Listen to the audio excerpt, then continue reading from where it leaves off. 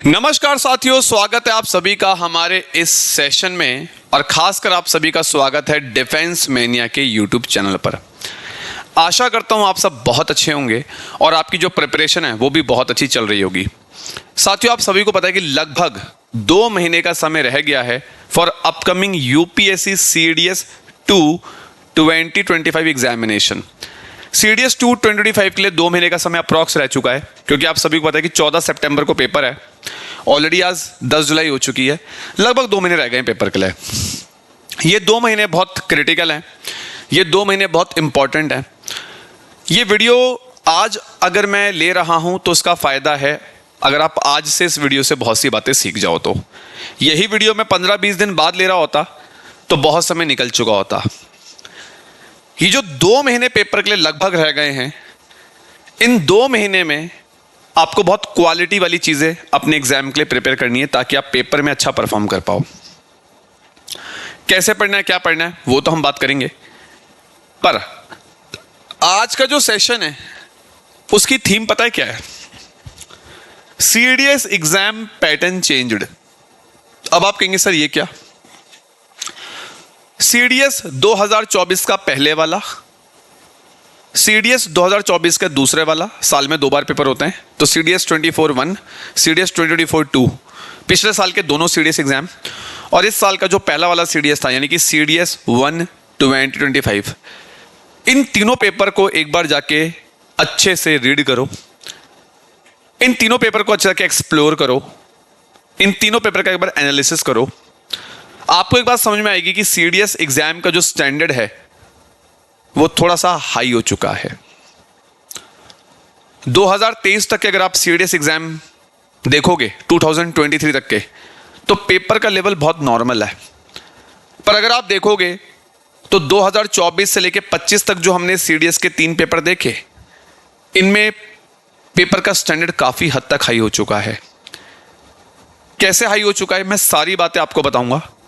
फटाफट से एक बार सेशन को लाइक और शेयर कर दो ताकि बाकी बच्चों की भी हेल्प हो सके जो सीडीएस की प्रिपरेशन कर रहे हैं। आइए साथियों, मेरा नाम है विशाल कुमार उपाध्याय। पिछले लगभग 10 सालों से मैं डिफेंस और यूपीएससी के बच्चों को पढ़ा रहा हूं। अगर आप डिफेंस एग्जाम की प्रिपरेशन करना चाहते हो तो आप मुझे फॉलो कर सकते हो। मैं जनरल स्टडीज पढ़ाता हूं डिफेंस मैनिया पे और करंट अफेयर्स। राइट, आ जाओ। यहां पे कुछ की पॉइंट्स मैं आपके लेके आया हूं। 2024 के सीडीएस के पेपर्स को देखने के बाद, 2025 का सीडीएस का पेपर देखने के बाद, ये कुछ की पॉइंट्स मैंने आपके लिए बनाए हैं। इन की पॉइंट्स को अगर आपने ध्यान में रख लिया तो आपकी प्रिपरेशन में 4 चांद और लग जाएंगे। 1 बाय 1 बात करते हैं। जो सबसे पहला पॉइंट है वो है preparation has to be done in deep. CDS की तैयारी पहले बच्चे कैसे करते थे कि 2-3 महीने कोचिंग कर ली और जी बस अब तो पेपर निकल जाएगा। आज के समय पर अगर आपको सीडीएस का एग्जाम निकालना है ना, तो आपकी प्रिपरेशन बहुत डिटेल में और गहराई में और डीप में होनी चाहिए। ये बात मैं क्यों कह रहा हूं, मेरे पास सबूत है। सी, ये प्रश्न देख रहे हो, ये प्रश्न सीडीएस 1 2025 का है, मतलब अभी जो अप्रैल में आपका सीडीएस का पेपर हुआ था।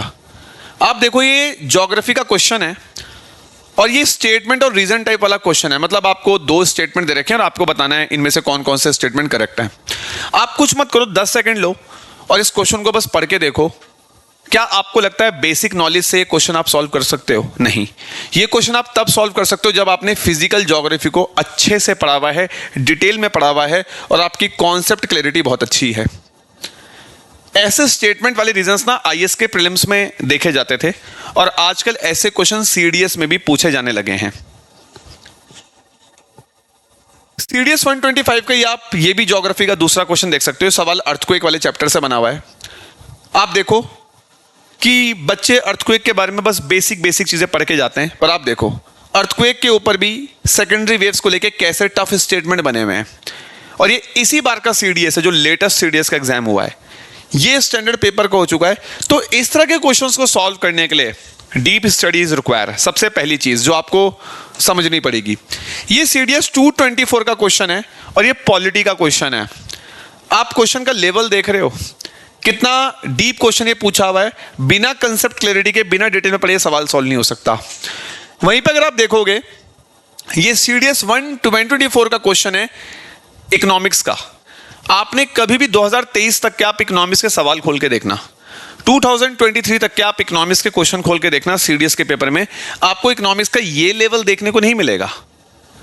ये क्वेश्चन वही बच्चा सॉल्व कर पाएगा जिसने इकोनॉमिक्स को डिटेल में अच्छे से पढ़ा हुआ है। और आप बिलीव नहीं करेंगे, आप सीडीएस 1 2024 का पेपर देख लो, आप सीडीएस 2 2024 का पेपर देख लो, लगभग 18-19 क्वेश्चन इकोनॉमिक्स के पूछे गए हैं जो कि कभी पूछे नहीं जाते थे। ठीक है, तो एक तो चीज ये ध्यान रखना, अभी मैं आगे आऊंगा, इकोनॉमिक्स का वेटेज बढ़ गया है। हाँ, अभी जो इस बार सीडीएस 2025 का पहला पेपर हुआ था, इसमें इकोनॉमिक्स के कोई बहुत ज्यादा क्वेश्चन नहीं थे, पर 8-9 क्वेश्चन थे। पर कोई गारंटी नहीं ना, क्या पता अगली बार फिर इकोनॉमिक्स के क्वेश्चन आ जाए, क्योंकि पिछली बार तो बहुत इकोनॉमिक्स के क्वेश्चन पूछे गए। यूपीएससी हमसे पूछ के तो पेपर बनाएगा नहीं, क्या पता उसने अगले वाले पेपर में फिर इकोनॉमिक्स भर दी, क्या कर लोगे। तो यहां से भी समझ में आता है कि इकोनॉमिक्स पे ध्यान देना पड़ेगा, इकोनॉमिक्स पर ध्यान देना पड़ेगा, प्लस ये डिटेल डेप्थ में पढ़ना पड़ेगा। फिर आप यहां पे देखो, ये सीडीएस 124 का अगर आप पिछले साल का पेपर देखोगे तो ये कुछ इस तरह के पॉलिटिकल साइंस के क्वेश्चन भी पूछे गए जो कभी सीडीएस में नहीं पूछे जाते थे, आप देख लो। फिर आप देखो, ये सब पॉलिटिकल साइंस के क्वेश्चन है, ये भी पिछले साल के सीडीएस में पूछे गए। तो आप अगेन मैं अपने पॉइंट पे आता हूं। मेरा पहला पॉइंट क्या था कि आपकी जो प्रिपरेशन है वो डिटेल में होनी चाहिए, डेप्थ में आपको पढ़ना है। ये पॉइंट मैं क्यों लिखता हूं, क्योंकि समटाइम इट हैपेंस आप लोग शॉर्टकट्स के पीछे बहुत भागते हो, है ना। आप क्या करते हो, सीडीएस एग्जाम के लिए एक करंट अफेयर्स की वीडियो देख ले तो आपको लगता है उससे सब हो जाएगा। आपने एक पॉलिटी की वीडियो देख ली, आपको लगेगा उस वीडियो को देख के पॉलिटी में सब हो जाएगा। देखो, ऐसी वीडियोस मैंने भी बनाई है डिफेंस मीडिया पे, मैं मना नहीं करूंगा, वो रिवीजन के लिए अच्छी हैं, वो वीडियोस रिवीजन के लिए अच्छी हैं। पर ये एक एक वीडियो में जो टीचर्स पॉलिटी पढ़ाते हैं या ज्योग्राफी पढ़ाते हैं, उन वीडियोस को देख के आपकी कभी भी इन सब्जेक्ट्स पे अच्छी कमांड नहीं बन सकती। आपको सब्जेक्ट डिटेल में पढ़ना ही पड़ेगा, तब जाके आप आज के टाइम पे पेपर में अच्छा परफॉर्म कर पाओगे और इस लेवल के क्वेश्चन को सॉल्व कर पाओगे। तो शॉर्टकट से बात नहीं बनेगी, डिटेल में पढ़ना पड़ेगा अगर आप आज के टाइम पे एग्जाम निकालना चाहते हो। दूसरा point, use exam oriented study material. ये नहीं कि आप कुछ भी पढ़ रहे हो, पिछले 2-3 साल के, मैं कहूँगा ज़्यादा नहीं, पिछले 2 साल के, बस पिछले 2 साल के सीडीएस के पेपर देखो और उन 2 साल के पेपरों का एनालिसिस करो एक दिन बैठ के कि किस तरह के क्वेश्चंस पूछे जा रहे हैं, किन किन टॉपिक से क्वेश्चन आ रहे हैं। जैसे फंडामेंटल राइट से क्वेश्चन आता है, क्लाउड से क्वेश्चन आता है, ओशन करंट से क्वेश्चन आता है ना। आप देखते हो ऐसी मैथमेटिक्स में अगर आप देखोगे तो एडवांस मैथ से क्वेश्चंस आते हैं। इंग्लिश में आजकल वोकैब पोर्शन वो अलग तरीके से पूछ रहा है। अगर आप इस बार का सीडीएस का पेपर देखोगे तो कॉम्प्रिहेंशन ना के बराबर पूछे गए। तो आपको पिछले 1.5-2 साल के पेपर देख के एनालाइज करना पड़ेगा कहां से क्वेश्चन आ रहा है, कहां से नहीं आ रहा है, और उन टॉपिक्स को आपको अच्छे से पढ़ना है। और आप किसी भी टीचर से पढ़िए जिसका आपको समझ में आता है, पर आप जो भी कंटेंट पढ़ रहे हैं वो एग्जाम ओरिएंटेड होना चाहिए, मतलब इंपॉर्टेंट होना चाहिए, मतलब ऐसा कंटेंट होना चाहिए वो जहां से सवाल आते हैं। Focus more on self study. सिर्फ कोचिंग के भरोसे मत बैठो। पर्सनली स्पीकिंग, कोचिंग इंपॉर्टेंट बहुत है, कोचिंग बहुत इंपॉर्टेंट है, पर कोचिंग से भी ज्यादा इंपॉर्टेंट मैं सेल्फ स्टडी को मानता हूं। ठीक है, अब सिंपल सी बात है, कोई बच्चा से कुछ आता नहीं है, कोई बच्चा से कुछ आता है नहीं और वो सीधा किताब से पढ़ने बैठ जाए तो उसे कुछ समझ में नहीं आएगा। तो कोई इशू नहीं, आप कोचिंग ज्वाइन कर लो, आप कोचिंग ज्वाइन कर लो, वो आपकी चॉइस है। आप ऑफलाइन करें, आप ऑनलाइन करें, वो आपकी चॉइस है। क्योंकि कोचिंग जाने के बाद आपको सारे कंसेप्ट्स सीखने को मिल जाएंगे। जो चीज़ें अभी बुक पढ़ के आपको समझ में नहीं आ रही वो टीचर आपको समझा देगा।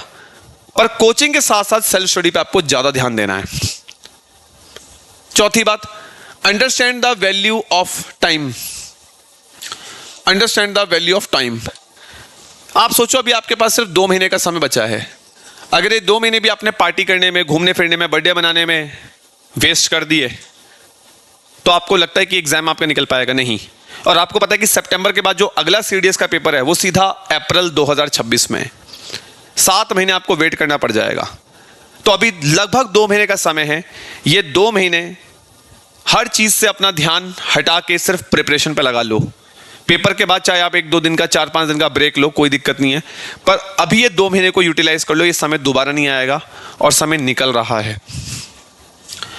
Focus on detail economics and current affairs. जैसा मैंने क्या बोला, इकोनॉमिक्स का वेटेज पेपर में बढ़ चुका है।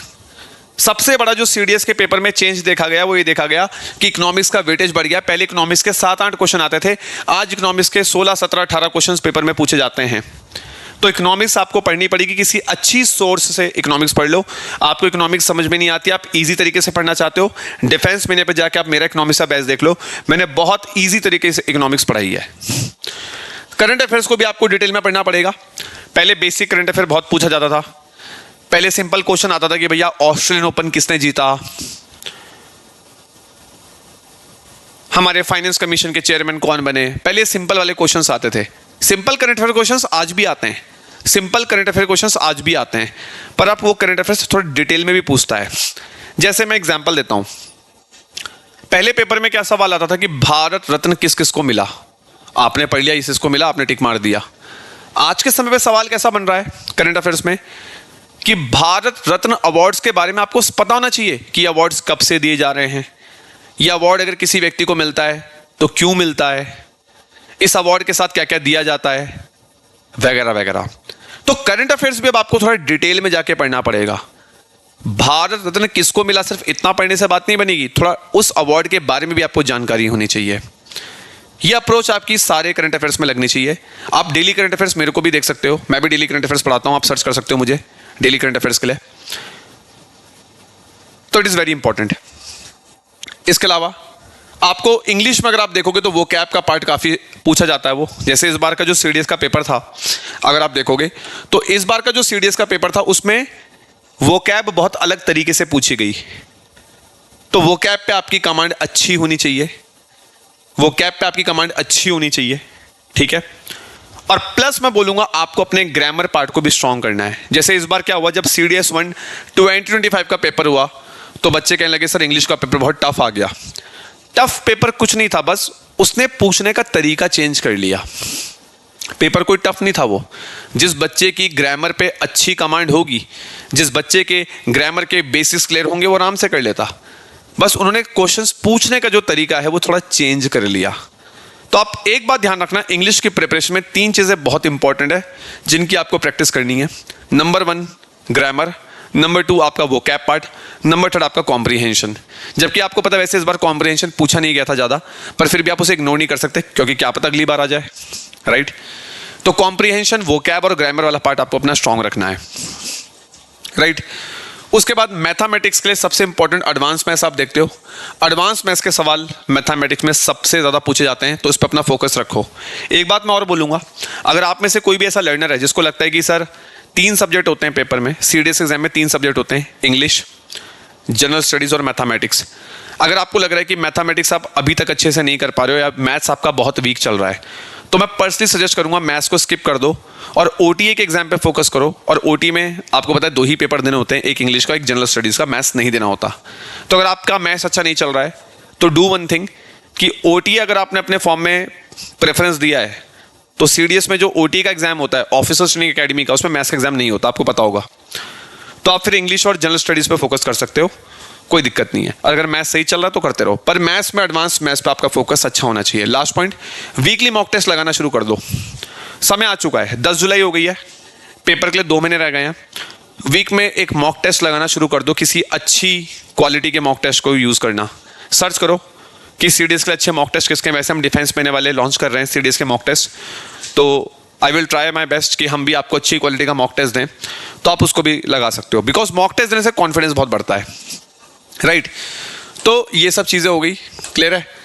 तो गाइज यहाँ पे मैंने जैसे कि आपको बताया, मैंने आपको क्या बताया कि पेपर के पैटर्न में क्या चेंजेस हुआ है। कि वो इंग्लिश के पेपर की अगर बात करूँ तो ग्रामर को बहुत अलग तरीके से पूछ रहा है, वो कैप को पूछने का तरीका उसने चेंज किया है।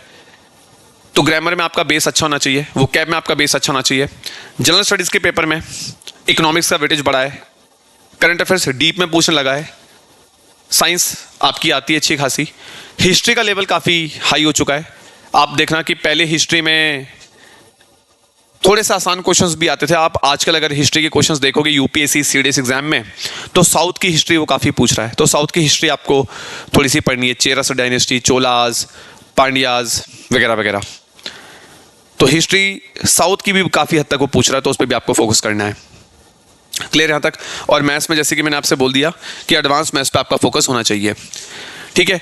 ये कुछ इंपॉर्टेंट चीज़ें हैं जो हाल ही में अभी सीडीएस के पेपर में देखी जा रही हैं।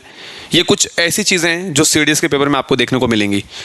तो अपना समय बिल्कुल भी वेस्ट ना करें। ये 2 महीने बहुत इंपॉर्टेंट हैं, इनको अच्छे से यूटिलाइज करें। अपना कम से कम 7 से 8 घंटे की पढ़ाई करें डेली, और अपने डेली के टारगेट्स रखें कि भाई आज मुझे ये कवर करना है, कल मुझे ये कवर करना है। जब आप एक टारगेट बेस्ड स्टडी करोगे तो उससे आपका सिलेबस जल्दी कवर होगा। मैं अभी भी कह रहा हूं, और उन टीचर्स को फॉलो करिए जो आपको अच्छे गाइडेंस देते हैं, ठीक है, जिन्होंने आपको बहुत अच्छे से एग्जाम ओरिएंटेड चीज़ें पढ़ाई हैं। 10 टीचर्स के पीछे भागने की जरूरत नहीं है, लिमिटेड टीचर से पढ़ो, पर उनसे पढ़ो जो आपको अच्छे से पढ़ाते हैं, जो आपको अच्छे से गाइड करते हैं। ये 2 महीने का गेम है।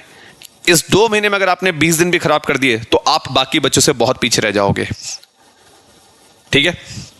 तो दिस इज ऑल अबाउट, ठीक है गाइस। तो इन बातों को ध्यान में रखना। आई होप आपको मेरी बातें क्लियर होंगी, ठीक है, क्लियर है गाइस। इसके अलावा गाइस मैं आपको बता दूं, अगर आप डिटेल में पॉलिटी पढ़ना चाहते हो फॉर सीडीएस एग्जाम, तो मेरा शाम को 6 बजे डिफेंस महीने पे बैच चल रहा है, आप पॉलिटी ज्वाइन कर सकते हो। इसके अलावा अगर आप कंप्लीट प्रिपरेशन सीडीएस की करना चाहते हो तो डिफेंस महीने पे जोश 2.0 बैच चल रहा है। इस बैच को ज्वाइन करके आप अपनी सीडीएस की तैयारी कर सकते हो हमारे साथ। इन बैचेस में मैं भी पढ़ा रहा हूँ और बाकी के टॉप एजुकेटर्स भी पढ़ा रहे हैं। इस बैच में live classes, mock test, doubt session सब कुछ आपको मिलेगा। और ऐसे ही हमारा एनडीए का बैच भी ऑनलाइन चल रहा है, आप इसको भी ज्वाइन करके डिफेंस महीने पर एनडीए की प्रिपरेशन कर सकते हो, ठीक है। तो जितनी बातें मैंने आपको यहाँ पे बताई, इन बातों को ध्यान में रखते हुए आप अपनी सीडीएस की प्रिपरेशन करो। ये 2 महीने बिल्कुल वेस्ट मत करो, अपने डिस्ट्रैक्ट मत हो, फोकस ऑन प्रिपरेशन। 2 महीने का स्टडी प्लान क्या होना चाहिए सर, 2 महीने में कैसे प्रिपरेशन करनी है, उसके लिए भी मैं एक वीडियो आपके लिए लेके आऊँगा कि 2 महीने में आपको किस तरीके से प्रिपरेशन करनी है, किस सब्जेक्ट को कितना समय देना है, कैसे देना है। 1 या 2 दिन में उसकी वीडियो भी आपके पास आ जाएगी, उसको देख के आप अपनी प्रिपरेशन को आगे बढ़ा सकते हैं। सेशन कैसा लगा मुझे ज़रूर बताइएगा। सेशन को लाइक और शेयर करना अगर आपको अच्छा लगा हो, ताकि बाकी बच्चों की भी हेल्प हो सके। धन्यवाद, मिलता हूँ अगली बार नए वीडियो के साथ। जय हिंद।